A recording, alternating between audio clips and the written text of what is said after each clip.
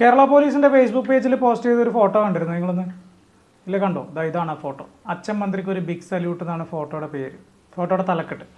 അതായത് നമ്മളെ കൃഷിമന്ത്രി പി പ്രസാദ്, അദ്ദേഹം തിരുവനന്തപുരത്ത് സെൻറ്റ് ജോസഫ് സ്കൂളിൻ്റെ വാർഷികാഘോഷത്തിന് പോയതാണ്. അപ്പോൾ ആ സ്കൂളിലാണ് പി പ്രസാദ് മന്ത്രിയുടെ മകൻ അവിടുത്തെ സ്റ്റുഡൻറ്റ് പോലീസ് കേഡറ്റിൻ്റെ കമാൻഡൻ്റാണ്. ആള് ഭഗത് പ്രസാദ് എന്നാണ് മകൻ്റെ പേര്. ഭഗത് പ്രസാദ് അച്ഛൻ മന്ത്രിക്ക് അവിടെ ഒരു സ്വീകരണം, ഒരു സല്യൂട്ട് നൽകിയിട്ട് ആളെ സ്വീകരിക്കുന്നതാണ്, അഭിവാദ്യം ചെയ്യുന്നതാണ് ഫോട്ടോ.